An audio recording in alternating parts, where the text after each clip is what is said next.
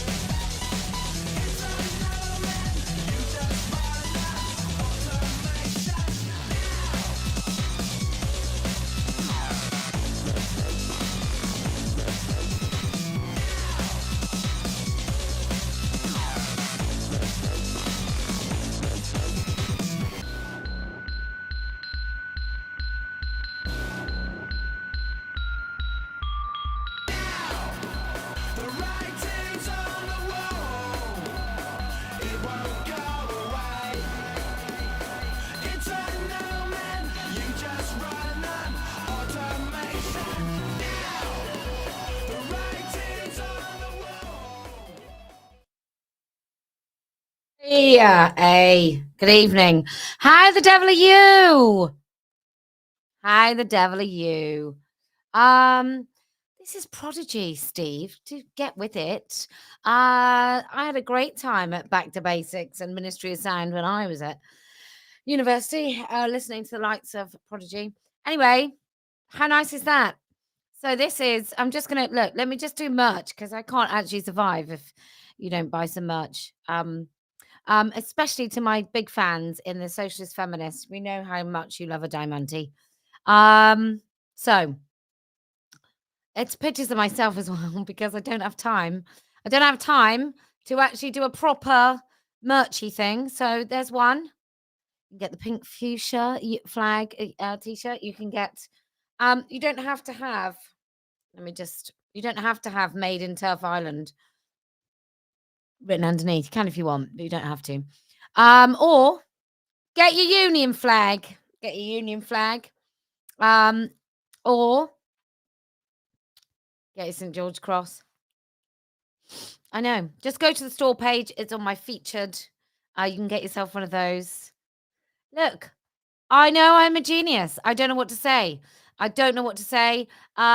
Except this. You may have seen me today. My name on the tribunal. There was a chap doing the tweets, and I was mentioned. Actually, I didn't know that old Tarquin wanted to throw acid in my face, wished it was acid, wished it was acid, wished it was acid when it was soup. I had no idea. That's what he said.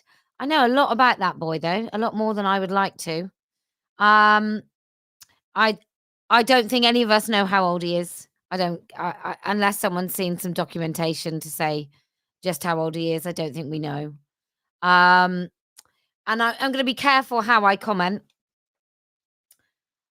But let's just say whatever you've heard in court today is not even one-eyed tiny morsel of what there is to say about that particular individual. But there's something really, for me, there's something quite delightful about sitting back and watching someone metaphorically hang themselves, foisted by his own probably very small petard. So that's a big bonus for me. I can't really say too much more, but I have a I have a feeling that there's some very good things will come from this. Let me say some other things as well. So, it's known that there is this rabid, demented, fetishist pervert. You can come for me, mate. You can come for me. If you know who you are from that description, fucking bring it. I would love you to. I'd love to sit in court and for someone to say, "Well, sir, how did you know she was talking about you?" Anyway, so I'm going to say this. Oh, by the way, I'll be at the court tomorrow if you want to come and see me. I'm coming to support Graham, but if you want to come and say hello, please do. So let me hoisted by his own, yes. Is it foisted? Hoisted by his own petard. Oh, it's so late. I've been so madly busy today. Hoisted. Did I say foisted? Hoisted. Anyway, oh my God. No, I'm not testifying. I'm just going. Testifying will be later. Testifying might be for a different time in a different court, sometime soon. One might hope. Anyway, let me say this. I've been saying for a long time, thank you, Catherine. I don't know why I said, did I say foisted? I'm so annoyed with myself because, anyway, I might just delete all this and pretend that I've not said any of it. So, there should be no police officer at all. And I've been talking about this for a very long time. I'm not the only one, but I am the first. I'm the first person in this country to be interviewed under caution by the police at the behest of a fucking trans activist. I am the first. I might not be true. It might not be true. But I am, as far as I'm aware, and I've done quite a lot of checking, I was the first. It's not a great thing to be first at, but it was me. 2017 was the first. I was the first person to be interviewed under caution about misgendering and talking about a boy taken to Thailand to be castrated. Susie Green, I think you're an abuser. I think you're a child abuser. So that is naming someone, isn't it? And I'd be prepared to defend that. Voice is the word, rhymes with moist. Oh, I just give up. Stop talking about it because it's annoying now. Like me. Anyway, so 2017, I was contacted. 2018 was my first interview, and I can honestly tell you that I took all of my devices and my phones and my laptop and my computer and everything and hid it at somebody's house. Because I was really worried that they would. I was so worried that I could be invited by the police. And my husband was more worried. I was like kind of ready for it. I thought I was worried that they were going to do things to me, but I thought it would be brilliant and it would end the whole thing, and the whole thing would end. And I've never harassed, threatened, even remotely, even like a lunatic. Couldn't pretend that I've threatened anyone. I don't get involved with these men. I avoid them like the plague. I'm not saying that anybody should. I'm just saying what I don't do. I really avoid them. And the reason that prick is called Tarquin is because he has, since before he pretended to be the opposite sex, he has had my number. Let's just put it that way. He's had my number. And he's had photos of my children. And the list is quite endless. But I'm sure it will all come out this year. but it's nothing that I'm going to talk about right now. But he was a police cadet. And I'm fucking telling you, there should not be a single officer in this country that has a child who pretends to be the opposite sex, that has a partner who pretends to be the opposite sex, that pretends to be the opposite sex, that brings this shit into the police force. None of them. It is a cult. It is a movement. It is a dangerous movement in which justice cannot, will not be possible. Fair justice is not possible when you have activist judges, lawyers, police, solicitors, magistrates, when you have social workers, the civil service, the NHS. Like, you can't, these people cannot be in any position of authority at all. None. I know, like, some of you are going to catch up. I watch it. I watch people say that it's inflammatory. I don't fucking want these people in the workforce. I don't think it's remotely okay to subject anybody to this shit in a professional situation. Like, if I've got a job and I work at Tesco's and then Bob decides that he's a woman, I'm fucking offended all day. Why should Bob bring Bob's fetish into the workplace? Like, I honestly think, women, we're going to have to really go above and beyond. Like, not only should you be complaining about everything all the time, be more Karen. Be more Karen. Every one of you complain. Like, people are going to roll their fucking eyes at you. They're going to think you're really annoying. They're going to think you're making a fuss about nothing. But you are going to have to do it because nobody else will. Right? So, since I found out in 2017, 2016 maybe, but I'm pretty sure I'm the person that introduced this information into the world. And I have to say this because every fucker always just takes this stuff away from me, and it's annoying.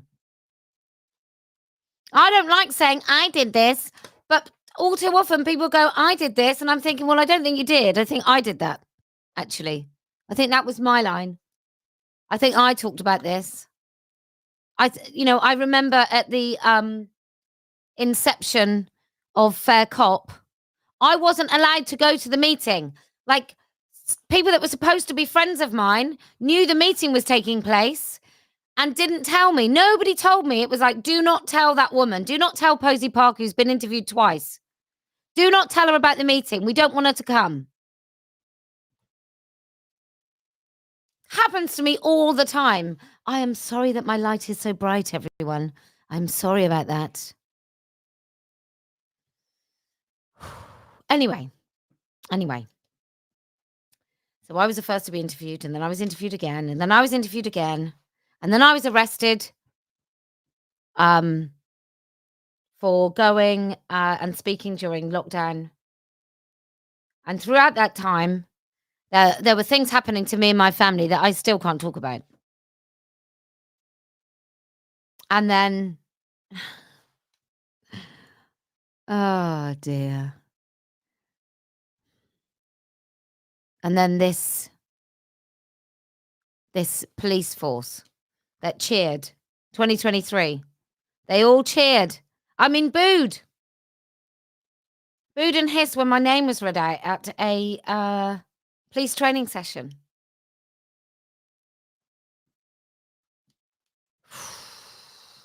Police training session. They booed and hissed my name. Police were turning up to my events and letting the trans activists come right up and hit women.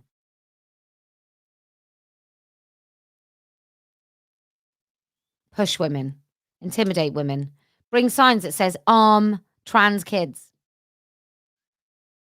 TERFs and Nazis. Like, all that's been allowed to go on for all this time. And why?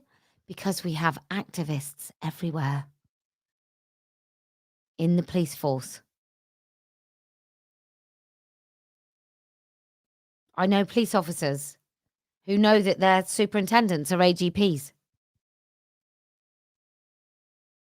It's fucking insane. It's insane. So at this point,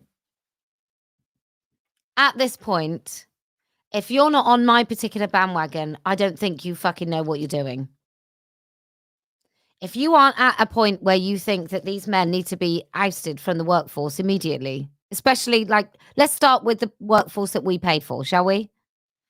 If you don't understand that they cannot be part of the workforce because they are ruining this country, then I'm sorry, but you're a fucking idiot at this point. Why is Glinner in court today? Because we have activists in the police force and in the judiciary. That's why. Because they've all been captured. That's why. It's unbelievable. It's unbelievable. If you want to stand up against this, join Party of Women to enable us just reach as many people as possible. I should be the Prime Minister, but I'm not going to be the Prime Minister. I should be, but it's not going to happen this week. So join Party of Women. It's I don't know. I was on a podcast. I'm going to try and find it because it was the most fun. I was on a podcast a long time ago, like really, really early on, before I even ever did any of my live streams or anything in this office. I was still doing it in the house, and they did this thing with TRA or TERF. Like, who'd said some things about me? TRA or TERF, and it was indecipherable. It was indecipherable whether it was a trans rights activist or a woman on our side who said the most ridiculous things about me. Crazy stuff. Crazy stuff. Look, the men have been really, really successful in convincing people they're harmless. It's just going to be up to you and I to reverse that lie. So we're going to have to do it. What does my necklace say? Well, this one says woman, adult, human, female. It's on the website. Thank you, Cindy. Yeah, so anyway, so this is 3 different pinks. And then I've got Made in Turf Island on fuchsia. And then I've got a have I got it here?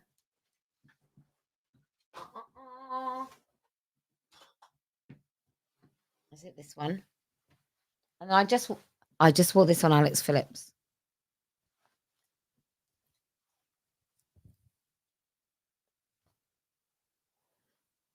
Is that one? And one moment.